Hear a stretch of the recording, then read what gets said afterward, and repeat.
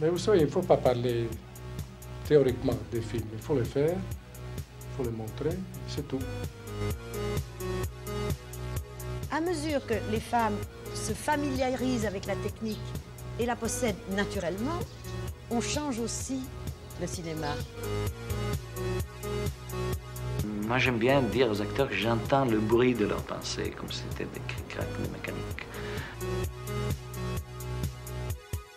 Oui, je crois que de toute façon, il est difficile à notre époque de ne pas être influencé par le cinéma. Bonjour et bienvenue dans Cinésphère, l'émission qui réunit les copains autour du cinéma. Et là je dis les copains, mais clairement on n'est vraiment pas beaucoup puisque nous sommes exceptionnellement que deux aujourd'hui. Bonjour Cassandre. Bonjour. Alors aujourd'hui nous allons parler d'un sujet un petit peu clivant qui est le wokisme, la culture woke. C'est la raison pour laquelle il n'y a pas grand monde, on va vous faire des petites confidences ici, c'est que les autres, au-delà du fait que le sujet pouvait être intéressant ou pas, ils se disaient surtout que c'était un sujet qui pouvait... ils avaient peur en fait de passer pour des cons si jamais ils disaient quelque chose d'un petit peu grave ou quoi que ce soit, et ils trouvaient que partir dans un débat avec peut-être une personne qui est un peu extrême sur ce sujet, etc. Il n'y avait, c'était pas intéressant. Voilà.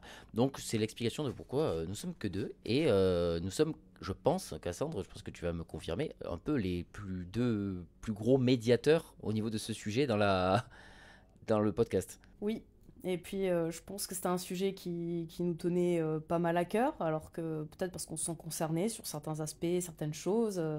Et du coup, puis aussi, les autres sont probablement plus malins que nous, alors ils ont déserté. C'est ça, ils ont pas envie de... C'est ça, ouais. Chercher les problèmes. Exactement, de chercher les problèmes, merci d'être dans ma tête. Avant de se lancer vraiment corps et âme dans ce sujet, est-ce que tu as vu des choses ces derniers temps, lu des livres, regardé des films, des séries? Alors, j'ai regardé une série très woke, probablement, qui s'appelle Gentleman Pirate. Je connais pas du tout. Alors, c'est une série qui parle d'un capitaine qui s'appelle Bennett, il me semble, et qui est tirée de l'histoire vraie d'un aristocrate qui a décidé en fait de partir à l'aventure et de devenir pirate. Alors que c'est un aristocrate qui avait du fric, etc. Et il a tout quitté pour vivre une vie de piraterie. Et alors, c'est une série qui a un certain décalage, qui est extrêmement woke au niveau de ses représentations. Et voilà, une série très humoristique. Okay. Mais j'ai trouvé ça charmant. C'est en 2 saisons. La série est annulée, mais il y a une conclusion très satisfaisante. Donc voilà, j'ai passé un très bon moment. Ok, non, j'en avais jamais entendu parler. Bah, c'est très feeling good. Hein. Tu as vu autre chose? En ce moment, je suis en train de regarder la série Ted Lasso, qui parle comment dire, c'est une série Apple TV qui parle en fait d'un entraîneur qui est recruté pour s'occuper d'une équipe de foot en Ligue 1. Et qui n'a pas du tout les mêmes méthodes. Donc en fait, c'est une sorte de contre-pied de la toxicité dénoncée dans le sport. Parce que lui, il a vraiment des méthodes... par exemple, il va privilégier le bien-être de l'équipe, la bonne entente des membres de l'équipe, tout ça, plus que les victoires ou les performances, par exemple. Okay. Et donc ça aussi, c'est une série très feeling good et qui justement prend le contre-pied justement d'une certaine toxicité qui est assez connue dans ces milieux, avec les entraîneurs qui vont être beaucoup dans l'humiliation, beaucoup dans les pressions aussi qu'il y a dans ce type de milieu, surtout quand c'est des sports professionnels. Et donc voilà, pareil, encore une fois, une série très feeling good et un petit peu dans le sujet aussi, à sa façon. Incroyable. Moi, de mon côté, alors j'essaie de me... Alors je regarde pas beaucoup de séries, donc je vais pas, à part Bref 2 que j'ai regardé, mais je crois qu'on en avait déjà parlé dans une émission précédente. Mais sinon, j'essaie de vider un petit peu ma DVD tech, enfin de la vider, de regarder ce que j'achète en DVD en fait. Et donc j'ai regardé 2 films asiatiques, alors enfin, c'est compliqué. Il y a un film asiatique qui est un film coréen qui s'appelle The Swordsman, qui était un très très bon film. C'est un film d'une genre d'épopée coréenne en fait, et qui m'a rappelé les grandes heures des épopées chinoises, et avec des scènes de combat incroyables, avec des mises en scène de fou. Alors quand on aime les arts martiaux comme moi, c'était vraiment un bonbon ce film. C'était un régal pour les yeux. Oh là là là là, c'était tout le temps des idées de mise en scène de fou. Quand il y a des combats en 1 contre 100, c'est juste merveilleux. C'est bien sûr à 1 milliard de fois exagéré, mais j'aime ça. C'est magnifique, ça me fait rêver. C'est encore un des derniers trucs qui me fait bien rêver dans le cinéma avec un regard d'enfant, c'est bien les films d'arts martiaux. Et justement, j'ai regardé aussi La Cité Interdite avec Jackie Chan et Jet Li.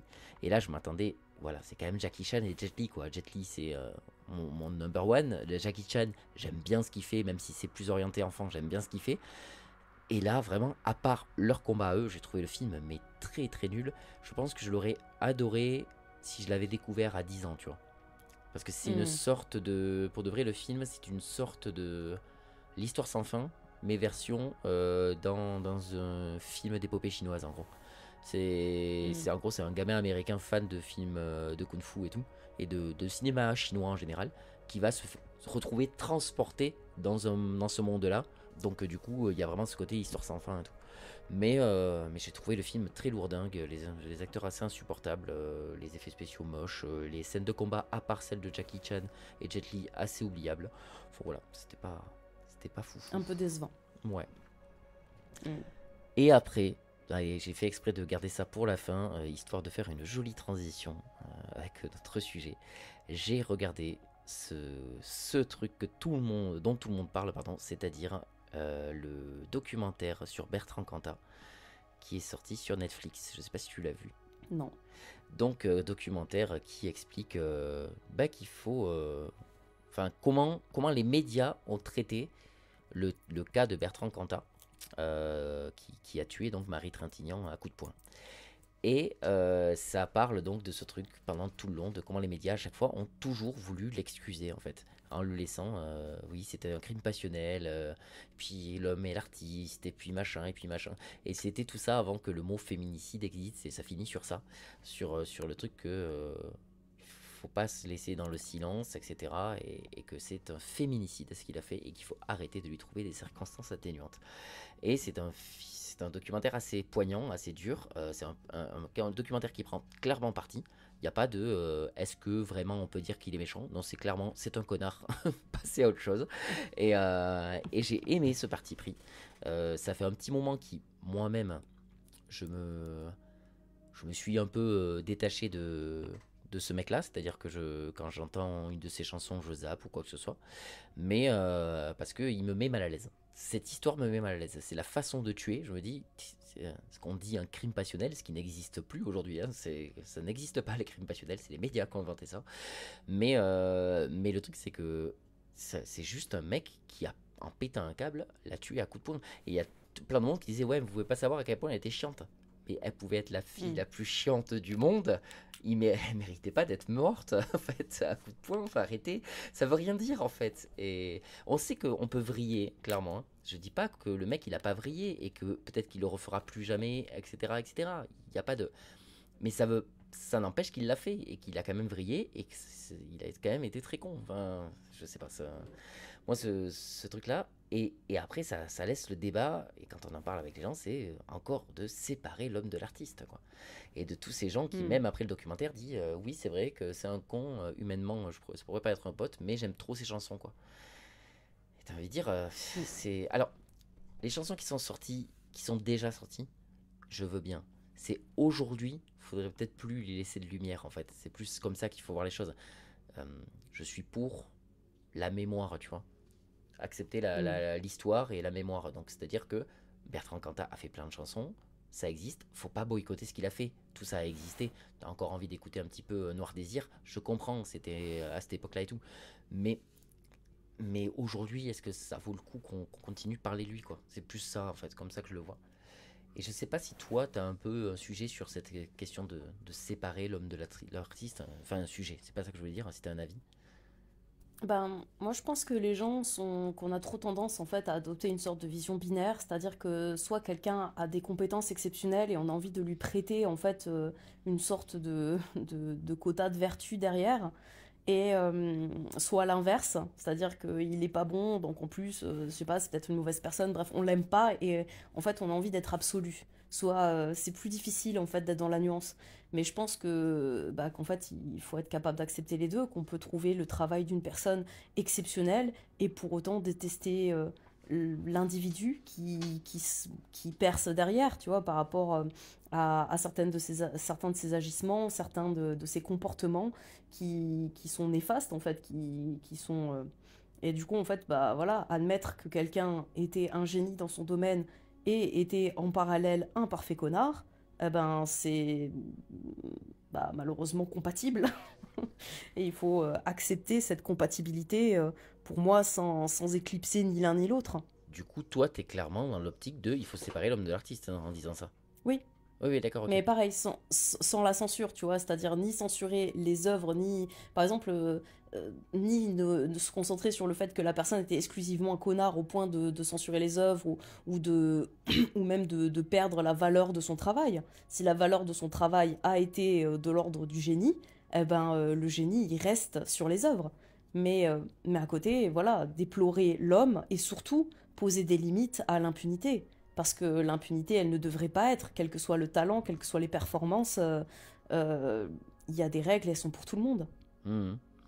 Je vois ce que tu veux dire, mais c'est vrai que c'est un truc. Moi, je me suis souvent posé la question. Il y a des films de Polanski que j'aime beaucoup, mais en même temps, est-ce que j'ai envie de le voir gagner un César? Je crois pas, tu vois. C'est vrai qu'à cette époque-là, c'était la grosse question. C'est est-ce qu'il doit gagner un César pour J'accuse? Enfin, t'as envie de dire, est-ce que vous pouvez juste pas le laisser faire des films dans son coin pour ceux qui veulent bien faire des films avec lui et ne juste pas le récompenser? Est-ce que c'est trop demandé, tu vois? Si vous faites ça juste pour faire chier ceux qui boycottent Polanski, en fait, c'est pas possible autrement. Il y avait une vidéo incroyable de youtubeurs qui s'appelle Sympacool, qui ont fait une vidéo qui s'appelle L'homme de l'œuvre. Et en fait, c'est un jeune garçon qui vient pour jouer pour un réalisateur qu'il adore. Et le réalisateur dit alors, avant de commencer, parce qu'en ce moment dans la presse ça ressort pas mal, comme quoi il y a eu de ma part des agressions sexuelles dans les années 80 et tout, ça te dérange pas, voilà. Et donc là, le jeune qui fait du zèle, il dit non, non, vous inquiétez pas, je sépare l'homme de l'œuvre, donc il n'y a pas de souci. Il fait ah bah nickel, c'est parfait. Il fait ah oui, au fait, dernière petite chose, juste avec des copains, je fais aussi des descentes dans la nuit ça s'appelle Fureur nocturne, Fureur comme Fureur quoi. Et on fait des descentes, des ratonnades pour montrer à la racaille qui sont les vrais gens de ce pays quoi. Et là il fait d'accord. Il fait mais bon, vu que vous séparez l'homme de l'œuvre. Oui, l'homme de l'œuvre. Et après, il continue à parler, à dire allez, on se le fait ce chef-d'œuvre et tout. Il va prendre le scénario. Il fait ah oui, alors, dernière chose, voilà, tant qu'on est dans les confidences, tu sais, les agressions sexuelles des années 80, tu vois, en fait, elles se sont pas arrêtées dans les années 80. Il fait, ah bon? Ouais, continue encore. Il fait mais sur qui? Ouais, sur des proches de proches, j'en suis pas fier, des failles d'hommes. Mais pas d'artiste, hein. C'est génial, tu vois. Et t'es mal à l'aise pendant tout le long parce que ça te montre vraiment ce truc du. Ben voilà, vu que tu sépares l'homme de l'artiste, vas-y, tu acceptes toutes les crasses que j'ai fait de toute façon, vu que tu les sépares. Et là tu fais, vu comme ça, alors c'est bien sûr très exagéré, mais vu comme ça, en te le mettant en pleine gueule, tu fais, mais est-ce que c'est vraiment si différent que ça, quoi, tu vois? Et ça te met assez mal à l'aise de te dire, mais comment tu peux séparer? C'est... Et je sais pas pourquoi je disais que ça allait faire une super transition avec la culture woke, parce que... Par exemple, si ça rentre pour moi dans la culture woke, puisque un des arguments qui revient beaucoup pour les anti-woke, c'est le problème de la censure.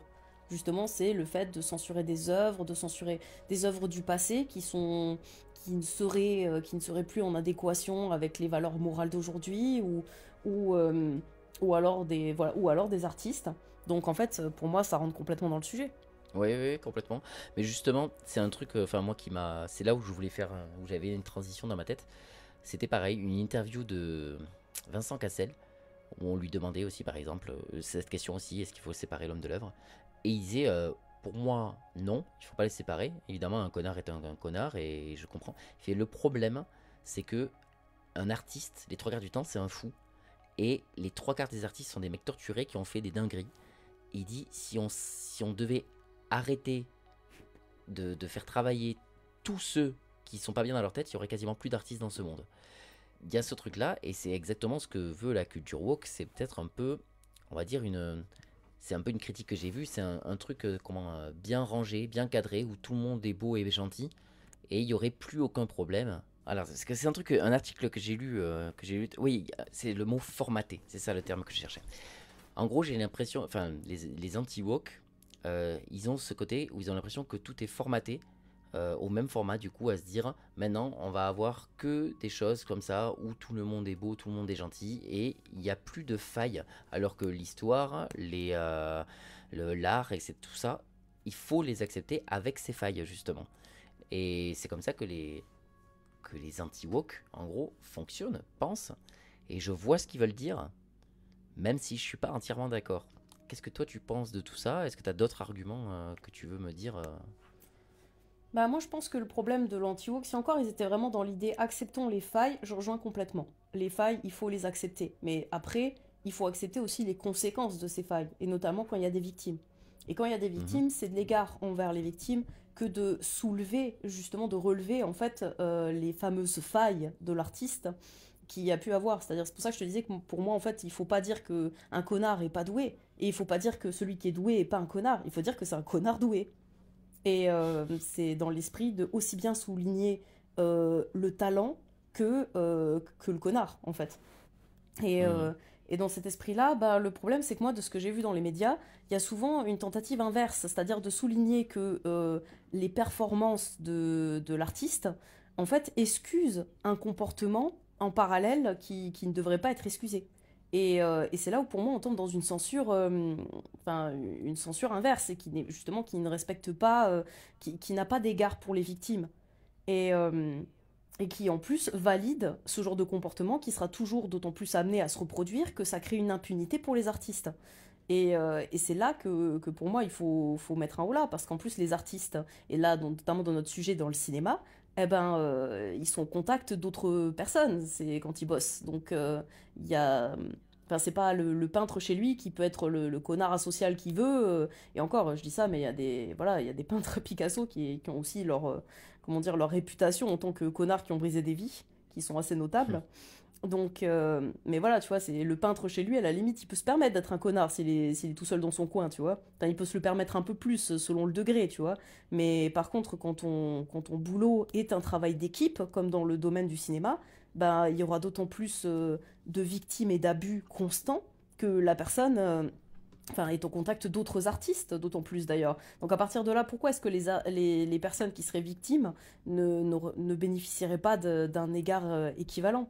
Et c'est en ça que pour moi il faut faire attention, surtout qu'en plus l'autre problème de l'anti-woke avec l'argument qui peut venir sur justement ce côté d'uniformiser la morale, je suis assez d'accord, ce n'est pas l'idée d'uniformiser la morale et de dire qu'il n'y a qu'une seule bonne voie. Je pense que tout est toujours discutable et que c'est toujours intéressant de mettre en avant d'autres points de vue, mais et de même peut-être nourrir une certaine compréhension autour des actes les plus terribles, mais ça ne veut pas dire les pardonner, les comprendre. Les comprendre, c'est juste les comprendre. Et la compréhension, pour moi, elle est toujours enrichissante, même derrière les pires actions, parce que au final, ben, ça montre des pans de l'humanité qui sont, en fait, qui existent, et qui seront toujours intéressants à percer, à analyser et à contextualiser surtout. Et donc, dans cette idée-là, le problème aussi de ce côté-là, on va dire, par exemple, pour le côté, justement, la censure, elle se pose aussi du côté woke. C'est-à-dire que censurer les marginalités, justement, on va dire tout ce qui va être de l'ordre, justement, les minorités, tout ce qui va être wokisme, bah, c'est une forme de censure inverse aussi, de ne pas vouloir ce type de représentation. Donc au final, le problème de la censure, pour moi, il se pose dans les deux camps. En tout cas, chez les plus extrêmes des deux camps, la question de la censure se pose de tous les côtés. Pour le coup, il n'y a presque pas de jaloux. Parce que là où les anti-woke reprochent une censure morale, eh ben, on va dire, comme par exemple le fait qu'il y ait de moins en moins de représentation de blancs au cinéma, ou justement, ou un petit peu, ou l'homme viril, la virilité, ce genre de choses qui peuvent être considérées en fait comme étant toxiques aujourd'hui, et qui donc vont un petit peu ne vont accepter donc que des représentations qui en font une forme de critique. Et à l'inverse, comme je l'exposais, eh ben les anti-woke qui donc du coup vont poser aussi une forme de censure dans l'idée que, s'ils sont en train de crier à la démarche politique dès qu'il y a un homosexuel, un noir, un handicapé quelque part, on est aussi dans une forme de censure. Oui, c'est vrai, c'est une bonne vision des choses. Tout à l'heure, comme j'ai travaillé un petit peu le sujet, j'ai regardé, alors moi je regarde pas des masses de vidéos de In the Panda, mais j'ai regardé celle où il parle de la culture woke. Et il parle des chiffres essentiellement, où il dit, ben en fait c'est pas vrai, c'est un mensonge que de dire que l'inclusion aujourd'hui est plus grande que celle d'avant, parce qu'en fait elle est plus grande de tellement peu que c'est même pas possible de le remarquer en fait. C'est-à-dire que par exemple il prend sur les je sais pas les 20 dernières années sur les 100 plus grands succès, donc il parle pas des films indépendants et tout bien sûr, mais sur les 100 plus grands succès au box-office de chaque année et tout. Et en gros un personnage LGBT est passé, enfin il y avait ça c'était sur les 10 dernières années je crois, c'était 2% de personnages LGBT, de personnages parlants dans un film quoi, enfin sur sa film par année quoi, enfin, c'est rien du tout. Et c'est ça pendant tout le long, il dit en fait l'inclusion des minorités ethniques, donc je crois que les noirs c'est passé de 32 à 34%, enfin et c'est ça pendant tout le long, il disait en fait en 20 ans il n'y a rien qui a évolué, donc c'est ou de tellement peu que vous pouvez pas dire que tout a été transformé, c'est pas vrai en fait. Et du coup, je me suis dit, mais est-ce que parfois, t'as pas la sensation que tout ça, ça vient des médias? Qu'il y a rien, en fait, il y a rien de réel, que tout ça, c'est les médias qui cherchent juste à faire de la polémique? Je pense que c'est clair qu'ils ont rajouté de l'huile sur le feu, c'est une certitude. Hein. Disons que de base, on avait peut-être un brasier qui était là, qui existait, mais si tu commences à mettre de l'essence dans toute la baraque, il a plus la même portée, l'incendie. Et donc ça, je pense que oui, les médias ont fait clairement un taf là-dessus. Mais je pense aussi qu'il y a une vraie polarisation qui s'est décuplée, pour moi, à partir du moment où on va dire qu'il y a eu des vraies décisions polémiques sur l'inclusivité et du type justement les décisions du type Disney ou ce genre de choses, ou Netflix qui, on va dire, ont essayé de diversifier les castings, mais de façon peut-être, enfin pas peut-être, mais je dirais clairement maladroite. Et, et du coup, je pense que c'est Est-ce ça. que tu peux me donner des exemples? Est-ce que tu penses genre à la petite sirène, Blanche-Neige, tout ça? Ah bah notamment, hein, ça c'est sûr que la polémique a... Enfin, ce type de décision répétée dans les castings, dans le fait... Déjà, ça avait commencé, et pour moi, il y a les deux à prendre, hein, le bon et le mauvais. Hein. C'est-à-dire que le bon, c'est par exemple le fait de diversifier... Bah, ce que Disney a toujours un peu fait déjà, hein, de partir dans... parce que Disney, il faut pas oublier un truc, c'est que le côté woke de Disney, il date pas de cette décennie, il date d'avant. Quand on a eu du Mulan, du Pocahontas, enfin, la diversité ethnique derrière les contes... comment dire, qui choisissent d'adapter, elle est claire. Et Oui, du mais coup, là, c'est parce que ça venait de. À partir du moment où tu traites d'une ethnie, c'est normal de mettre ces personnages dans une ethnie. Là, ce qu'ils veulent dire, c'est que les gens qui râlent souvent, c'est. Ben là, pour Blanche-Neige, vous prenez une femme pas blanche pour jouer une femme blanche. Donc, c'est là où ils trouvent qu'il y a de l'abus, les gens. bah, c'est pour ça que je parle de maladresse. Parce que justement, de base, ça n'était pas maladroit, c'était astucieux. C'était très intéressant. Ça mettait justement en avant des cultures différentes, des personnages différents, et ça, bah, c'est toujours enrichissant. Mais c'est à Mm. partir du moment où, en fait, ça n'a plus rempli d'autres fonctions. Alors, le fait que ça remplisse d'autres fonctions, je trouve que c'est pas forcément une nécessité. Par exemple, moi, honnêtement, le casting de la petite sirène, je dis pas qu'au départ, j'étais pas sceptique, parce que c'est vrai que sur le coup, je me suis dit, bon, les personnages ils sont quand même iconisés d'une certaine manière, et là vous partiez ailleurs. Pourquoi pas? Mais dans ce cas, qu'est-ce que vous allez proposer autour? Et honnêtement, j'ai plutôt été charmée. Je trouve que l'actrice qu'ils ont choisie pour jouer la petite sirène, alors le film j'ai pas aimé, hein. Le film est très bof, très moyen, comme la plupart des Disney Live, hein, passable au Ouais, mieux, dirons-nous. Et le film d'animation, je le trouve nul aussi, donc à partir de là. non, le film d'origine, je le trouve pas mal quand même. C'est pas un de mes préférés, mais je le trouve pas mal.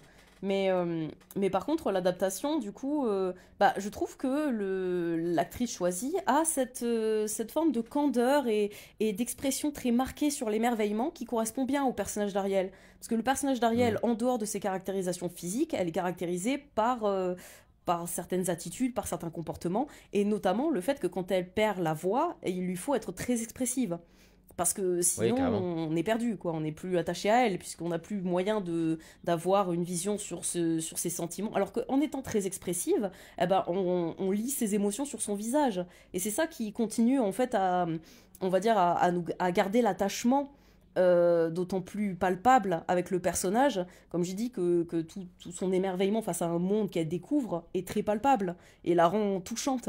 Et l'actrice qu'ils ont choisie, je trouve qu'elle correspond parfaitement à ça. Elle avait vraiment cet émerveillement, cette candeur. Enfin voilà, ce que dégage Ariel sur ce qu'elle est, comment définir le personnage, sur ce qu'elle est à l'intérieur. Eh ben, l'actrice, elle remplit parfaitement le taf. Et même très joliment le taf, j'ai envie de dire. Donc le film est naze à côté, mais c'est pas de sa faute pour le coup. Moi j'ai vraiment envie de dire c'est pas du tout de sa faute. Elle, donc voilà, faut attendre de voir aussi parce que en fait pour moi c'est pas gênant qu'on prenne un personnage et qu'on choisisse même de partir dans un contre-pied de son iconisation. Mais il faut que ça remplisse quelque chose. Soit il faut qu'elle lui ressemble, enfin qu'il y ait une correspondance au personnage sur d'autres aspects, notamment dans ce qu'elle dégage, ou qu'elle propose comment dire, une version alternative qui peut être très intéressante aussi, et voire même un contre-pied complètement assumé. Hein. Par exemple, je connaissais une bande dessinée où Blanche-Neige, c'était une pure connasse, c'était une sociopathe même. C'est-à-dire, il disait qu'elle avait la peau blanche comme la neige, les lèvres rouges comme 2 pétales de fleurs, et le cœur noir comme l'ébène. Et c'était intéressant, tu vois, de prendre ce petit contre-pied-là, de voir ce que donnerait le conte de Blanche-Neige avec une psychopathe qui manipule tout ça, et du coup, bah, c'est pas inintéressant. Le contre-pied peut être très audacieux dans la proposition. Mais disons qu'il faut qu'il y ait une proposition. Et c'est ça le problème aussi, c'est quand il n'y a pas de proposition autour.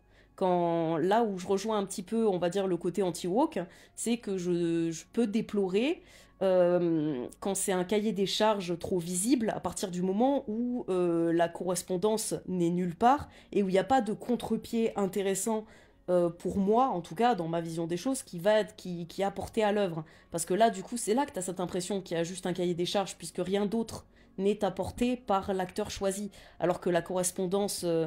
normalement, ça devrait toujours être une conséquence d'un choix artistique. Un choix qui peut être très audacieux, mais une démarche artistique. Je vois ce que tu veux dire. Et alors, moi, je suis même parti dans un truc à un moment où je me demandais si Disney aujourd'hui... Et parce que alors, moi, je suis... je vais donner vite fait mon avis sur la culture woke, vite fait. J'en ai rien à taper. Pour de vrai, je suis dans un truc où je m'en fous complètement. Quand les gens hurlent contre un rogue noir, les gens hurlent contre une Blanche-Neige pas blanche. Ok, c'est un peu débile. Enfin, rogue noir, non. Je vois vraiment pas ce que ça change. Mais alors, Blanche-Neige pas blanche. Ok, c'est un peu débile. Ils ont trouvé une excuse pour pas qu'elle soit blanche. Qu'elle s'appelle Blanche-Neige pour une autre raison et tout. Pourquoi pas? Mais pour de vrai, est-ce que c'est grave? Est-ce que c'est juste ça la question? Est-ce que c'est grave? Est-ce que vous seriez allé voir le film si c'était une blanche? Même ça, je suis sûr que non. Je suis sûr qu'en fait, c'est rien que l'idée que ce soit un live action d'un film d'animation, vous seriez même pas allé le voir parce que vous vous dites les live action Disney c'est de la merde dans tous les cas. Et je me suis dit, j'ai l'impression, mais alors là c'est mon petit côté un peu nihiliste que je peux avoir parfois. Je suis pourtant, j'essaie toujours de voir le bon côté des choses et tout, mais parfois je me dis quand même le cinéma c'est une industrie et je me demande s'ils jouent pas parfois sur cette culture woke juste pour vendre leur film en fait, en se disant dans tous les cas notre film c'est un live action, il y a bien moyen que tout le monde nous fasse chier parce qu'on nous fait chier depuis 10 ans sur nos live action qui sont tout nuls, donc ce qu'on va faire c'est qu'on va créer une polémique en faisant un truc bien woke juste pour qu'on parle de notre film et que les gens aillent voir notre film. J'ai peur que ce soit purement mercantile et non pas juste une vraie proposition de ça peut être sympa de mettre une latine à la place d'une femme blanche quoi. Bah, de toute façon, que ça soit pour faire plaisir, on va dire, à une communauté de futurs spectateurs, ou que ce soit dans l'idée, au contraire, de créer le bad buzz pour attirer d'autres futurs spectateurs, qui, qu'à travers les réseaux sociaux, qui seront très contents de trash talk le film, bah, dans les deux cas, en fait, de toute façon, ça découle forcément d'un business plan. Et donc déjà, l'idéologie, pour moi, n'est pas le sujet. C'est-à-dire que les personnes qui parlent de l'idéologie, qui prendraient le pas et qui fait que c'est pour faire plaisir à un tel et tout, non, moi je pense qu'au final, quand on a des films pourris, ça fait plaisir à personne. Donc je trouve que déjà, les gens, ils sont pas en colère, des fois pour les bonnes raisons, mais surtout, ils sont pas en colère envers les bonnes personnes. Pour certains, en tout cas, je dis pas tout le monde, mais certains le sont clairement pas.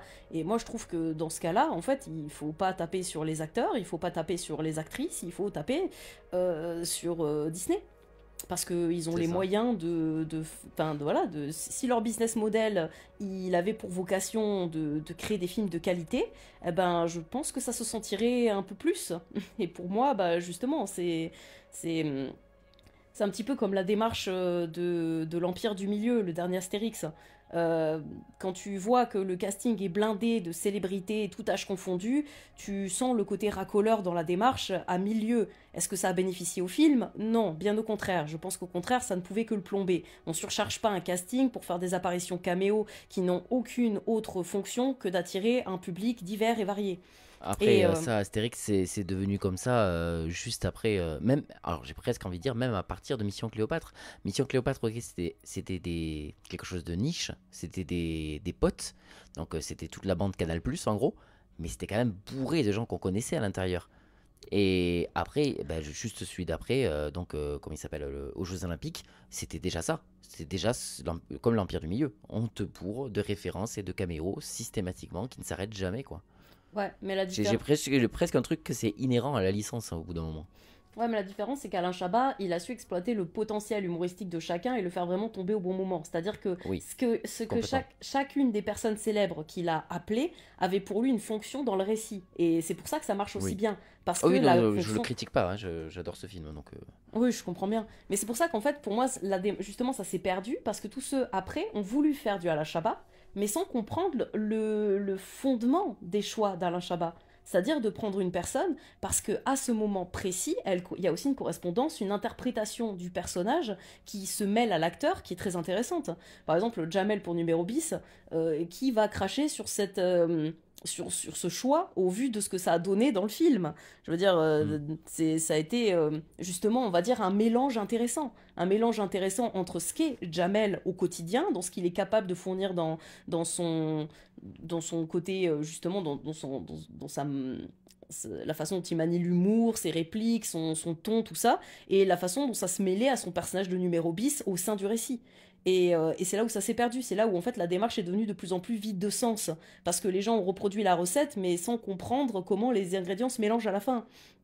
Et pour moi, l'Empire du Milieu en est le plus flagrant représentant, parce que le caméo a jamais été plus ample et surtout jamais plus inutile. Vraiment, les personnes qui apparaissent, c'est vraiment en mode, t'arrives, tu dis une blague ou une petite référence qui va faire plaisir à tes fans et tu dégages. Et du coup, le récit est constamment cassé dans son rythme, cassé dans... Les personnages n'ont aucun fondement, aucun développement, ils sonnent creux, tous, pratiquement tous autant qu'ils sont. Et pourtant, enfin voilà, il y avait des choix qui étaient pas si mal hein, dans le casting. Je dis pas que tout tombe à plat, mais en fait, c'est tellement mercantile, c'est tellement voulu pour être racoleur que du coup, même les personnages où le casting est excellent, par exemple, moi franchement, Vincent Cassel pour César, j'applaudis des deux mains, de base. mhm. Et je trouve que c'est un choix intéressant. Et ça fonctionne pas une seconde. Et justement, je pense que c'est pour ça qu'en fait, la démarche, il faut enfin, la comprendre. Tu peux avoir les meilleurs ingrédients du monde et après avoir foiré ton gâteau. Hein. Faut savoir les doser. Et, euh, et du coup, c'est le problème de ça. C'est que, enfin, pour moi, dans ce dernier. Et c'est pour ça que je dis que je critique les démarches qui sont trop racoleuses. Parce que si tu les fais sans avoir pour intention d'enrichir ton récit, d'enrichir ton film, eh ben, du coup, ça tombe à plat. Et ça se sent en fait. C'est ça le problème. C'est pour ça qu'un acteur peut être choisi. Pour moi, par exemple, le Rock Black, aucun problème. Ouais. Mais j'attends de voir. J'attends de voir, effectivement. Ben, tout le monde attend de voir. J'espère qu'il va prouver que ça valait le coup. Bah, j'espère aussi. Mais c'est vrai que par exemple, son physique, moi, m'avait interpellé plus pour le fait qu'il soit noir, comme je l'avais expliqué la dernière fois, c'est sur le fait il a un visage très doux. Et moi, c'est ça qui m'interpelle. J'avoue que je m'attendais pas à un personnage, enfin, à un acteur qui a un visage aussi doux. Parce que oui, l'acteur précédent pouvait avoir une douceur dans le visage, mais il portait quand même aussi une certaine austérité. Donc, Oui, bien sûr. Après, il faut surtout montrer qu'un personnage torturé plus qu'autre chose. Parce que Rogue, c'est clairement ça, c'est quelqu'un de torturé. c'est ça. Après, ça, il y a le maquillage et tout aussi qui aide. Hein. Bah voilà, c'est pour ça que je peux être sceptique de départ, mais surtout j'attends la performance, parce que je me dis peut-être qu'au casting, il a proposé une version, peut-être pas d'un Rogue auquel on s'attend, mais d'un Rogue qui est une version alternative très intéressante et audacieuse. Et du coup, c'est pour ça que moi j'attends vraiment de voir ses performances dans la série, pour me dire j'ai envie de ressentir ce qui vous a fait le choisir dans le casting. Et moi, c'est ce que j'attends de voir. Mais effectivement, par exemple, imaginons que je regarde et que je ne vois pas dans le casting pourquoi il a été choisi. Physiquement, je vois pas. Mais même au niveau de la performance, je vois pas. Bah, c'est vrai que je peux être tentée de me dire, est-ce que c'est pas un token? Et s'il n'est là que pour être un token, oui, c'est pas forcément un bon plan. Je pense que déjà de base, et ça d'en avoir discuté avec beaucoup de monde qui sont des Potterheads bien sûr, c'est de base c'est pas Alan Rickman. Et en fait t'aurais pris n'importe qui, même un blanc, hein.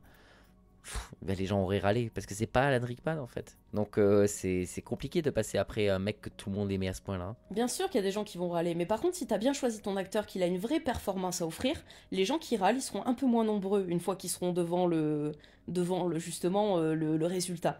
Et moi, Mm. c'est ce que j'espère qu'ils ont fait. Parce que dans ces cas-là, justement, c'est encore plus valorisant, tu vois, de dire que au final, t'es conquis. Parce qu'il y en a eu comme ça des rôles où au début, on est en mode genre quoi Enfin, je me souviens qu'il y avait eu un petit peu ce truc-là pour celui qui fait le Joker dans la... j'arrive pas à prononcer son nom, mais le mec qui fait le Joker dans la trilogie des Nolan. Bah, je me souviens que... Ah oui, Stager. voilà, les gens étaient pas conquis de base. Ah mais ça c'est clair parce que justement il était tellement miné que tu pouvais, c'est pas possible qu'il joue un personnage aussi malade quoi. C'est ça, le petit blondinet de Brokeback Mountain, Mhm. on le voyait pas forcément tout de suite endosser le rôle du Joker. Et au final, C'est ben, ça. qui s'en plaindrait aujourd'hui? Donc, Mhm. et c'est en ça, tu vois, voilà, que pour moi, il y a un petit peu, il faut attendre de faire ses preuves. Mais c'est vrai qu'il y a des choix qui, pour moi, coulaient plus de sens de départ, tu vois. Par exemple, imaginons qu'ils avaient choisi de faire que Hermione soit black. Eh ben, Ah, mais ils l'ont fait dans la pièce de théâtre. eh ben justement, du coup, je trouve le choix là pour le coup plus pertinent. Enfin, de base, hein, encore une fois, j'attends de voir pour le Rogue Noir. Hein, j'ai pas de problème en soi, mais j'attends de voir. Mais par contre, pour Hermione, parce que c'est intéressant, parce que ça fait une sorte de mise en abîme sur la méta du fait que c'est un personnage qui, comme c'est une moldue, elle est discriminée. Et du coup, je trouve que ça appuie, et ça me donne un autre degré à la discrimination de choisir potentiellement une actrice d'une minorité ethnique pour représenter Hermione. Tu vois, ça met Mhm. une sorte de degré supplémentaire à sa méta sur sa discrimination. Et alors, je pense que les fans auraient gueulé tout autant, honnêtement. Hein. Je pense que ça aurait rien changé. Mais personnellement, j'aurais déjà trouvé en premier lieu le choix plus intéressant par rapport à cette mise en bime là. Parce que pour le personnage, je trouve que ça coule plus de sens, en fait. Ça coule, tu vois, ça enfin, coule plus de source, mais de sens aussi, tu vois, dans l'idée que le Mhm. personnage d'Hermione, on va dire que même avant de voir les performances, il y a quelque chose. Tu peux déjà sentir un petit peu le pourquoi du choix, tu vois. Je vois ce que tu veux dire et tu viens de me faire penser que je crois qu'il est là pour moi le problème. Et alors là, on part complètement dans quelque chose de totalement personnel. Il n'y a aucune analyse ou quoi que ce soit. Mhm. C'est que comme personnellement, attention, je veux un prix Nobel de la paix pour ce que je vais dire. Mais comme pour moi personnellement, tous les gens sont égaux et il n'y a aucune différence de couleur entre nous. Alors si, bien sûr, il y a des différences de couleur évidemment, mais ce que je veux dire, c'est qu'il n'y a aucune différence entre les individus par rapport à leur ethnie. Et mais du coup, je vois même pas le biais de la minorité. C'est pas un truc qui m'avait fait tilt en fait. J'aime bien ton argument du coup, hein. Mais c'est vrai que c'est même pas un truc qui m'avait fait tilt. Et donc c'est pour ça que pour moi, qui- ça pourrait être n'importe quelle ethnie pour n'importe quel personnage, je ne vois pas ce que ça change. À moins que le film parle de l'ethnie du personnage. C'est-à-dire que oui, évidemment, si tu dis avec, je sais pas, ce personnage-là qui est chinois et qu'il est joué par un blanc, ça veut dire, ben non, il est pas chinois, c'est pas parce qu'il a les yeux bridés qu'il est chinois, hein, je suis désolé les gars, donc ça va pas le faire, c'est raciste ça, tu vois. Mhm. Là, je veux bien, enfin mais si l'origine, réellement, l'origine de la personne n'est pas évoquée, je ne vois pas ce que ça change que sa couleur de peau soit changée et ce soit quelqu'un d'une autre origine en fait. Ah, Ça me paraît incohérent en fait de... je suis d'accord avec Enfin toi. incohérent, c'est pas incohérent, ça me paraît bête en fait. Bah, je suis d'accord avec toi pour la plupart des rôles. Genre, par exemple, imagine, ils auraient choisi Dumbledore. Pour le coup, ça n'apporte pas ce que je te disais sur Hermione, que Dumbledore soit un personnage qu'ils avaient, par exemple, ils choisissent un acteur noir. mais j'aurais absolument eu aucun problème non plus, parce qu'il n'y avait pas quelque chose qui était apporté non plus par le fait qu'il était blanc. Du coup, pour moi, ça revient à du neutre. Mais pour moi, justement, Rock, c'est un petit peu différent. Parce que son côté blafard, cheveux noirs contrastés, tu vois, son côté un peu presque spectral, tu vois, le côté, la blancheur de sa peau apportait quelque chose. Ça faisait partie de son iconisation et ça apportait un parti pris. C'est pour ça que j'attends de voir si le choix qu'ils ont pris apportera un autre parti pris qui sera potentiellement tout aussi intéressant, peut-être même plus encore, mais j'attends de voir. Parce que là, sur le papier, uniquement sur le papier bien sûr, mais le parti pris, il est perdu. On n'a pas quelque chose qui est particulièrement rajouté. Et là où tu vois, je te disais, Hermione c'était le choix où déjà rien que sur le papier on a quelque chose qui se rajoute. Pour moi, Dumbledore c'est le neutre, il peut être noir, il peut être blanc. Pour moi, si l'acteur il a été choisi, c'est qu'apparemment il fait le taf, donc c'est qu'il est un bon Dumbledore. Et là effectivement, du coup, son ethnie d'origine n'a pas d'importance et je te rejoins parfaitement sur le fait qu'on n'a pas nécessité de respecter l'ethnie d'origine à partir du moment où le personnage, où ça n'apportait rien au personnage déjà, où son ethnie d'origine n'était pas un apport au personnage. Mais par contre, dans le cas de Rogue, j'avoue que pour moi, on perd quelque chose du personnage à partir du moment où on casse son iconisation de mec blafard, spectral, un peu émacié que donnait l'interprétation précédente. Et c'est pour ça que je suis en mode, ok, je vous attends. J'attends de voir si ce que vous avez à proposer valait le coup. C'est au-delà des ethnies, il y a bien sûr aussi autre chose qui est, attention, dans la culture woke et qui est très dangereux, c'est de mettre des femmes à la place des rôles d'hommes dans le cinéma. Là, on vient d'apprendre, par exemple, je crois que c'est Greta Gerwig qui va faire ça, qui va faire le prochain Narnia. Et Aslan, le lion, va devenir une lionne. Et j'aime bien l'idée, parce que déjà, pour moi, enfin, les lionnes, ce sont les maîtresses, en fait, dans les comment on appelle ça, j'ai perdu le mot en fait. J'allais dire le clan. C'est pas un clan de lions, c'est un. Bon, bref. Une meute. Une meute, voilà. Et dans la meute, en gros, je crois que c'est encore un autre nom, mais c'est pas grave. Ce sont quand même les lionnes qui choisissent leur lion, tu vois. Sont elles les boss. Les lionnes, ce sont les boss. Et du coup, je trouve que ça pète la classe de mettre une lionne à la place d'un lion. Je trouve que ça montre, encore une fois, après c'est Greta Gerwig, c'est son but, c'est de montrer des femmes fortes, etc. Elle est pour le cinéma féministe, et donc ça va complètement dans le sens de son cinéma féministe. Donc je trouve ça très très bien qu'elle fasse ça. C'est-à-dire de changer en plus un personnage qui est complètement en image de synthèse en plus, tu vois, donc vraiment ça change encore une fois strictement rien que ce soit un homme ou une femme. Mais bien sûr, je suis sûr que, alors j'ai jamais regardé et lu les commentaires par rapport à ce sujet, mais je suis sûr que c'est en train de fulminer dans tous les sens, parce que Aslan va devenir une femme. Mais c'est vrai que c'est aussi un truc qui a beaucoup été fait, mais je sais pas pourquoi, mais alors là ça me choque encore moins, et limite même c'est des trucs que j'encourage presque. C'est des films qui reprennent des icônes pour les reprendre avec des versions féminines de ces icônes, pour que tout le monde puisse se sentir avec enfin toujours que tout le monde ait sa référence en fait. Je repense par exemple, alors j'ai pas vu le film, mais je repense à Ghostbusters où ils ont fait un casting entièrement féminin pour un Ghostbusters, et c'est cool, et les gens ont râlé juste pour ça. C'est-à-dire que sans être allé voir le film, savoir s'il était bien ou pas, ils ont râlé par principe de se dire vous avez mis un casting entièrement féminin juste par principe, quoi. Mais c'est pas que par principe. C'est une idéologie aussi qui fait que ça fait du bien, non? Enfin, de pouvoir en tant que femme, se retrouver à travers des personnages qui avaient que les hommes avec lesquels ils pouvaient s'identifier. Je dis pas qu'une femme peut pas s'identifier à travers un homme. Bien sûr que oui, il y a des personnages féminins avec lesquels je m'identifie aussi. C'est quand même juste un prérequis. C'est beaucoup plus simple de s'identifier à son propre sexe. Et du coup, pour moi, c'est un truc, je trouve que c'est super bien d'avoir ce truc-là un peu cosmopolite. Ils n'ont pas fait un remake plan par plan du film avec que des femmes en plus. Ils ont fait, si c'était des femmes, qu'est-ce que ça changerait, qu'est-ce que ça ferait. Et en effet, ça change un petit peu le film. Parce que les femmes réagissent pas de la même manière, etc. Et elles réfléchissent pas de la même manière. Et donc, du coup, le film diffère. Et du coup, moi, je trouve ça hyper intelligent de faire ce genre de choses. Enfin voilà, donc maintenant on va partir sur le sujet des femmes. Qu'est-ce que tu en penses?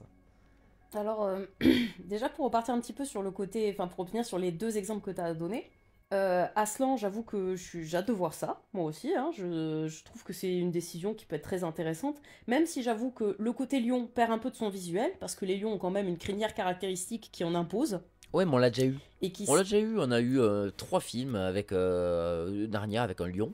C'est bon. C'est on- bon. Mais On peut justement, passer à autre chose. justement, c'est pour ça, il y a des choses. C'est pour ça que je te dis, moi je suis plutôt pour, parce que je me dis qu'est-ce qu'ils vont amener d'intéressant avec, et ça peut être très intéressant. Mais disons que le côté intimidation va y perdre un peu. C'est pour ça que j'ai hâte de voir comment ils vont compenser ça, qu'est-ce que ça va apporter de plus, etc. Donc, mais voilà, il faut quand même admettre que visuellement, si tu favorises juste quelque chose qui en impose et tout, le lion on impose davantage que la lionne par rapport justement à son côté grosse crinière, tout ça. Et en même temps, c'est très intéressant parce que déjà, les reines, elles ont quand même une connotation, tu vois, enfin, même historiquement, je veux dire, j'adore les lire les contes, tu vois, les contes de tous les pays, parce que je trouve que les contes, c'est un truc qui est très représentatif des fondements d'une culture. Mhm. Et du coup, j'adore en fait justement voir le traitement des femmes, le traitement des enfants, le traitement, tu vois, dans les contes de chaque pays. Parce que justement, tu peux déjà percevoir les différences culturelles, comme je dis, intrinsèques, de façon très parlante à travers les contes. Et, euh, et du coup, bah, dans les contes de Grimm, les contes européens, les contes qui nous ont bercés nous, eh ben, s'il y a bien une redondance, c'est le fait que les petites princesses, elles sont mignonnes, innocentes et elles attendent un mari, mais à côté de ça, les femmes de pouvoir, c'est-à-dire les reines, les marâtres, celles qui finissent brûlées ou dans des... ou alors, c'était quoi le truc qui est... Voilà, le tonneau où on met des serpents et des frelons et des pics et on les laisse dévaler la falaise. Elles ont pas des morts douces, celles-ci, hein. Et du coup, la fameuse marâtre, tu vois, qui est quand même une connotation, comment dire, assez ancienne, qui est très péjorative pour les femmes de pouvoir, et qui justement nuance avec la princesse, qui elle attendra son mari et lui laissera les rênes.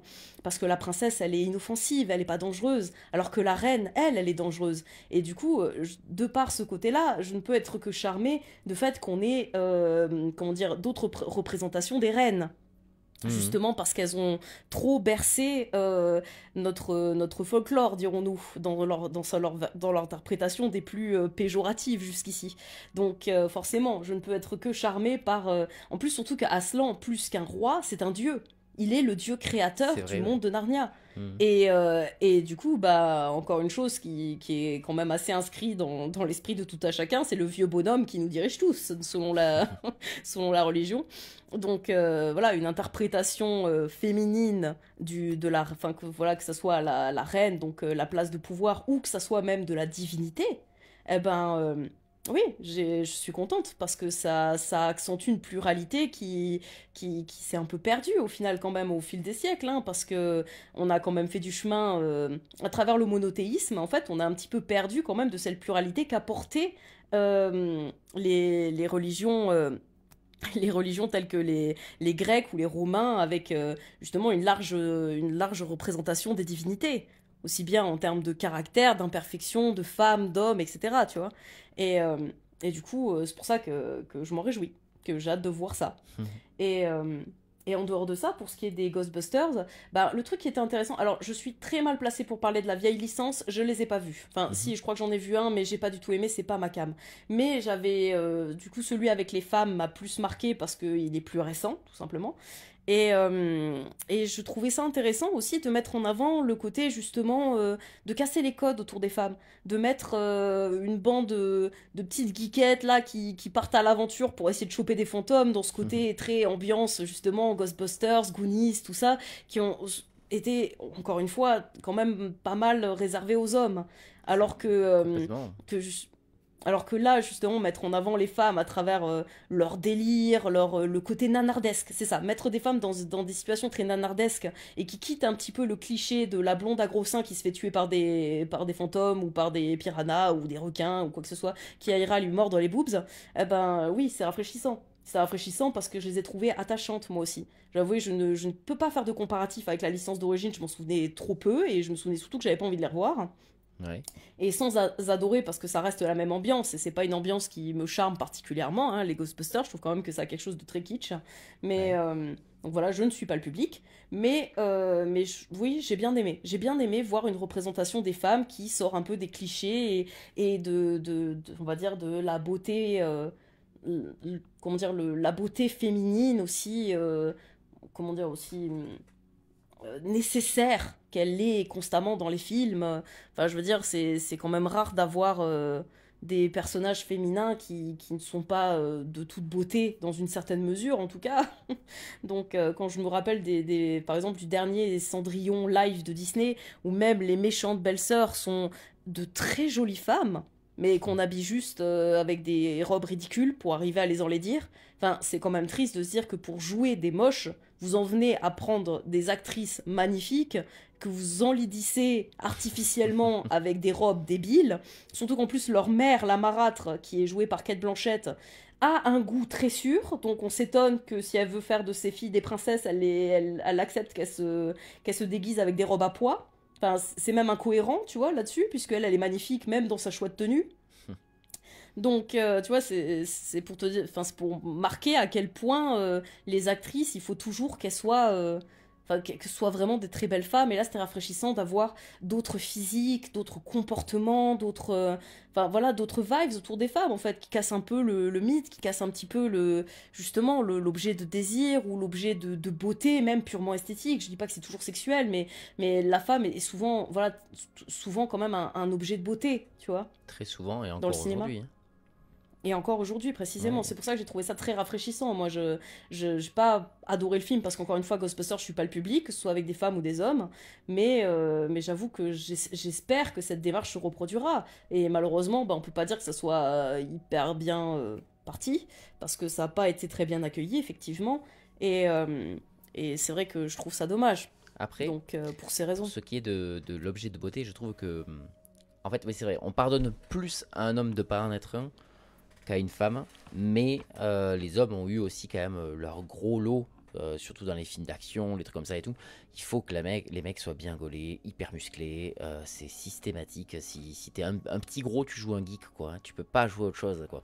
C'est un peu triste, mais je trouve qu'il y a quand même plus de traitement de faveur, c'est-à-dire que une fille moche, genre par exemple les Another Teen Movie, même si c'est une parodie de ce genre de choses, mais d'un côté c'est des films qui existent vraiment. C'est le film en gros, c'est il faut que la fille devienne belle. Elle est moche, et elle est moche pourquoi? Parce qu'elle a des lunettes. Hein. C'est ça qui est fou. Mais elle est moche, donc il faut qu'elle devienne belle. C'est le but de sa vie. Par contre, un mec, c'est jamais ça. Un mec, il est moche du début à la fin, mais on apprend qu'il est humain et marrant. Donc ça suffit en fait. Et c'est vrai que tu as raison, les femmes, faut toujours que ça passe par leur physique. Bon, en tout cas, très souvent. Ouais, d'ailleurs, on peut le voir à travers, comment dire, même des conversations qu'on a pu entendre dans le domaine du cinéma, des choses comme ça. En tout cas, moi, je me souviens que des fois, quand on parle d'actrices, le premier truc que les personnes disent sur les actrices, c'est pas est-ce qu'elles sont douées, est-ce que ce sont de bonnes comédiennes, c'est lesquelles sont belles et lesquelles le sont moins. Et ça, c'est intéressant de voir que c'est ça, la première réflexion qui des fois vient à certaines personnes autour des actrices. Alors que de base, ce qui devrait être le premier point, c'est... Enfin, moi, je crois pas avoir déjà entendu qu'on aborde du De Niro en premier lieu sur le fait que c'est un beau gosse ou pas. Pareil sur du Anthony Hopkins. Donc, je trouve ça assez révélateur que ça soit des fois la première impulsion autour des actrices, ça soit laquelle est justement est belle ou pas, laquelle est la plus belle, laquelle est moins belle que l'autre. Ça, en fait, ça devient une sorte de concours de beauté sur les actrices qui devient en fait la première impulsion au-delà de leur qualité de comédienne. Et comme je dis, c'est révélateur. C'est révélateur justement du traitement des femmes au cinéma. Oui, mais alors, particulièrement aux États-Unis. Je suis entièrement d'accord. Et j'ai fait un enchaînement de pensées par rapport à tout ça aussi. Dans l'article que j'avais lu tout à l'heure quand j'ai bossé, il y avait un moment, en gros, il y avait donc les anti-woke qui disaient, en gros, pour eux, le wokisme, c'est les méchantes majorités contre les gentilles minorités. C'est-à-dire, c'est le gentil noir contre le méchant blanc. C'est le méchant homme contre la gentille femme, etc., etc. Et pour eux, c'est ça, la culture woke. C'est faut toujours nous on est les méchants et eux c'est les gentils. Et définir les opprimés, et les oppresseurs et les opprimés. Ouais, c'est ça. Il faut toujours que ce soit bien sûr au niveau de la minorité.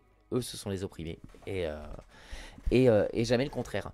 Mais justement, moi j'aime bien quand des films osent faire le contraire un petit peu.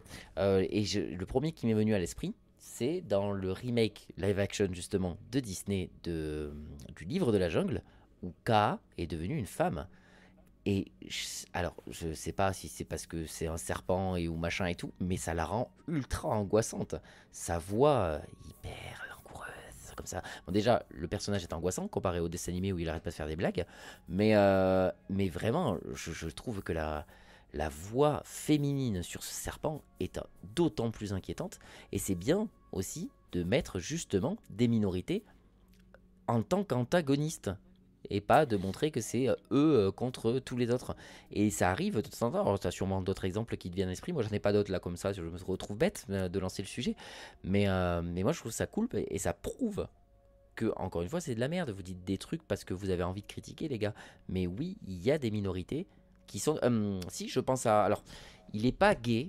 Mais bon, l'acteur est gay et le gars est ultra efféminé. Mais dans la série Sherlock, Moriarty, il est ultra efféminé, il est ultra... Et puis l'acteur est gay, donc je pense qu'il a juste mis totalement sa façon d'être sur ce personnage, et ça fait du bien. Ben voilà, pourquoi un méchant pourrait pas être gay ou un peu folle, quoi. C'est génial, cette idée-là. Et oui, il faut qu'on puisse prouver que les ethnies, le sexe, tout ça, ça peut tout traverser, en fait, à partir du moment où, comme tu dis, l'acteur est bon. C'est ça qui est génial, et même limite parfois ça apporte des plus. Après, je nuancerais pour le cas de K, le fait qu'on perd la dénonciation, enfin qu'on perd un petit peu de la dénonciation pédophile qu'il y avait derrière le personnage dans le dessin animé. Bah, une femme peut être pédophile, donc ça change rien. Oui, mais ça reste quand même plus rare en termes de stats. Ouais, c'est vrai. Donc voilà, je dis pas que ça n'existait pas, mais disons que c'était un avertissement plus parlant d'avoir l'homme qui fait confiance. J'avais jamais vu le truc comme ça, tu vois. J'avais jamais vu cette dimension dans le dessin animé. Ah bah tu vois, moi j'avoue que ouais, pour moi c'était vraiment juste je t'hypnotise pour te bouffer. Voilà, j'avais pas vu de truc plus loin que ça. Ah bah moi je t'avoue dans son approche très justement, tu vois, et confiance, monte dans ma camionnette. je l'ai un peu vu dans ce sens, et c'est pour ça que c'est moins palpable. Mais après attention, je dis pas que c'est un mauvais choix parce que j'ai pas en tête le Disney Live, mais non, de ce que tu me décris, ça a l'air de faire le taf. Ça montre que le serpent est un manipulateur, ça va très bien à une femme, donc c'est nickel. Ah, fallait bien que je te dise une saloperie. Il n'y a pas Jérémy, il faut le remplacer. Mais d'autant plus que les femmes, justement parce que dans notre histoire, n'ont pas eu des places de pouvoir, sont beaucoup plus souvent et par nécessité passées par la manipulation. Donc c'est une réalité ça pour le coup, parce que c'était une nécessité pour les femmes. Donc ça a davantage été une nécessité pour les femmes que pour les hommes d'user de manipulation. Donc on développe ses armes par rapport à nos capacités. Ayant moins de capacités physiques, mais par contre ayant davantage une éducation plus propice au développement émotionnel, à l'empathie, tout ça, bah, ça crée davantage on a davantage de cartes pour justement la manipulation. Donc, sans parler de l'attrait sexuel ou ce genre de choses qui rajoutent encore des cartes à la manipulation féminine. Donc, effectivement, la femme manipulatrice, pour le coup, même historiquement parlant, ça coule de source. Et ça, c'est une réalité. Et ça manque pas de charme, justement, d'user de ça pour des antagonistes qui auront d'autant plus de puissance et de réalité par le fait qu'il y a eu beaucoup de femmes, justement, qui ont assis leur domination à travers la manipulation d'hommes puissants. Donc voilà, tu vois, là c'est pertinent. Mais c'est vrai qu'encore aujourd'hui, tu vois, par exemple, j'avais entendu dire que pour les Marvel, il y avait des antagonistes féminines assez iconiques, mais qui n'ont jamais été, qui sont très peu exploitées, par exemple, dans la licence Marvel, parce qu'il y a ce truc-là ouais, mais si c'est une femme, l'antagoniste, on vendra moins de figurines. Oh, mais donc encore. C'est vrai ce que tu dis ? C'est ce qu'ils ont dit ? Oui. Oui. Waouh. Ah ouais, c'est ça le truc, c'est que mine de rien, il y a des choses, c'est pas si ancien que ça. Et comme je dis, le business plan derrière les. C'est pour ça que je dis que moi, j'aime pas qu'on parle d'idéologie pour ce qui est du wokisme des grosses plateformes, de Netflix, de Disney ou ce genre de choses. Parce que je suis en mode, ne me parlez pas d'idéologie. Je veux dire, d'où Disney ou une quelconque idéologie, c'est du business plan. Si vous n'êtes pas content du résultat du business plan, c'est à eux qu'il faut s'en prendre. Et d'ailleurs, j'avais lu un article récemment qui parlait d'une série Disney+, où depuis le passage de Trump à l'élection, eh ben, Disney a remplacé un personnage qui de base devait être transsexuel, l'a remplacé par un personnage catholique pratiquant. Leur idéologie, elle a bien tenu le coup, hein, face à... Attends, ça t'a transformé à ce point-là, c'est pas une intox que t'as lu, parce que je trouve ça abusé quand même.